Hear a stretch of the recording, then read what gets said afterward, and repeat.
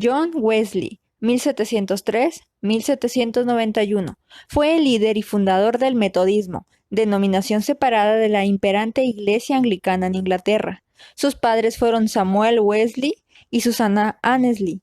Sus padres se casaron en 1688, el mismo día que el rey William III y la reina Mary ascendieron al trono de Inglaterra. Su padre era párroco en una iglesia anglicana en la localidad inglesa de Epworth. Susanna era la menor de 25 hermanos. En su matrimonio, Susanna daba a luz cada año. En total tuvo 19 hijos, de los cuales sobrevivieron 10. Susanna era una mujer culta e inteligente. Sabía leer y escribir en inglés y en francés. Le encantaba debatir distintos puntos de vista bíblicos y teológicos. Además, Susanna era conocida por tener métodos para educar a sus hijos. Ella estaba resuelta a educarlos en el temor de Dios y no permitiría que se mezclaran con los niños de la localidad para que no adquirieran sus modales soeces y vulgares. John Benjamin Wesley nació el 17 de junio de 1703. En 1709, la casa en que vivía la familia se incendió. Por la noche, todos salieron menos John. Afortunadamente, los vecinos lograron sacarlo, por lo que su padre clamó: «Este niño es un tizón arrebatado del fuego». Así, Samuel y Susanna tuvieron que repartir a los niños entre sus familiares y parroquianos para que se hicieran cargo de ellos mientras se construía una casa para ellos.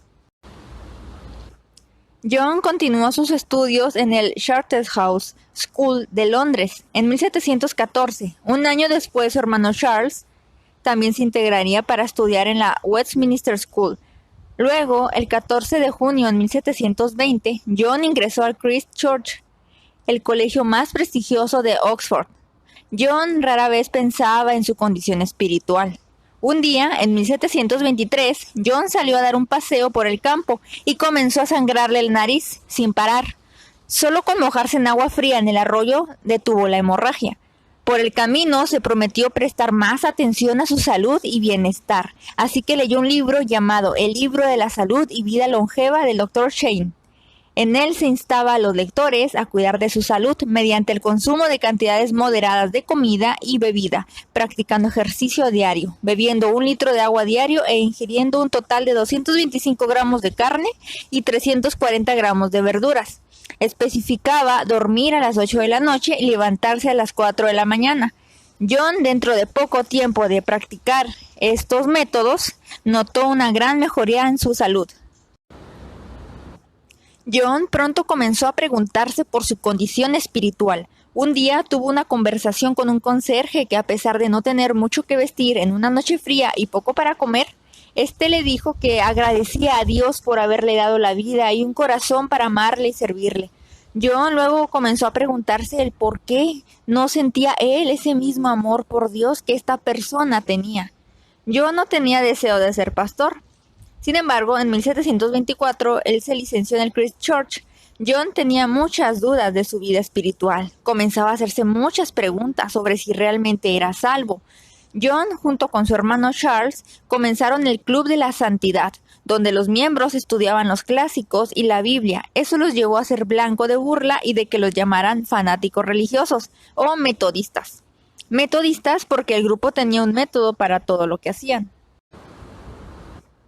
Más tarde, John viajaría a Georgia, en América del Norte, Georgia en honor a George II. John zarpó el 14 de octubre de 1735 con la idea de predicar en América para llevar el evangelio a los nobles salvajes. John se preparó junto con Charles y otros para levantarse temprano cada día a orar, leer la Biblia y estudiarla, además de una dieta rigurosa y estricta.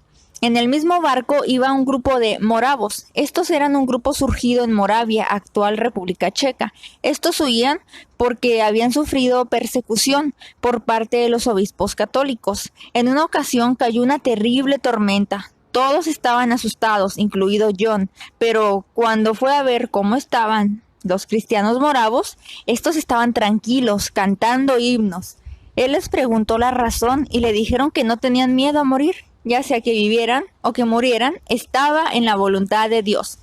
John se sentía disgustado consigo mismo porque carecía de fe en Dios como la que ellos mostraban.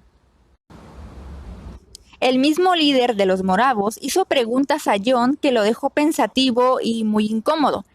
Él le preguntó: ¿da testimonio el Espíritu de Dios a su espíritu que usted es hijo de Dios? John se sonrojó, no sabía qué responder, pero el hombre insistió: ¿conoce usted a Jesucristo? Sé que Él es el Salvador del mundo, contestó John. Eso es cierto, pero ¿está usted seguro que Él le ha salvado? La breve conversación dejó a John profundamente inquieto.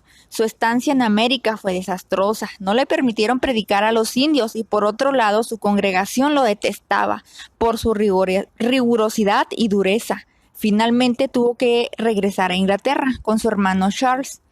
Luego él escribiría en su diario: fui a Georgia para enseñar a los indios la naturaleza del cristianismo, pero ¿qué he aprendido en todo este tiempo? Yo fui a América a convertir a otros, pero nunca estuve convertido a Dios. Soy un hijo de la ira y heredero del infierno. 6 días después de llegar a Inglaterra, John conoció a un hombre llamado Peter Bowler, un moravo, y los dos pasaron muchas horas conversando acerca del estado del alma de John. Peter le predicaba que una persona solo se salva por la gracia de Dios y nada más. Charles, el hermano de John, aceptó pronto esto, pero John aún no podía. Así, John le hizo una pregunta a Peter y la respuesta lo dejó sorprendido. Le preguntó si debía dejar de predicar y Peter le contestó: predica, nunca dejes de hacerlo. ¿Pero qué voy a predicar?, dijo John. Predica la fe hasta que la tengas, y cuando la tengas, la predicarás. Una noche John asistió a una reunión. Ahí se leía el prefacio de Lutero a la epístola a los romanos. En ese momento John sintió que su corazón ardía y recibió la seguridad de que él se había llevado sus pecados.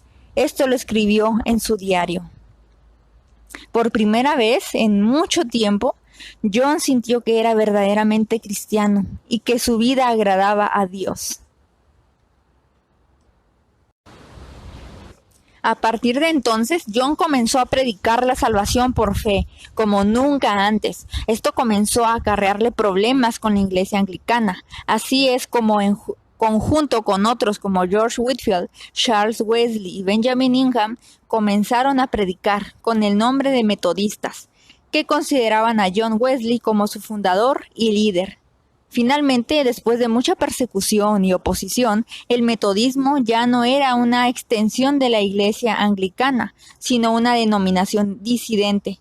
Su hermano Charles Wesley escribió y dejó en su legado 6.500 himnos.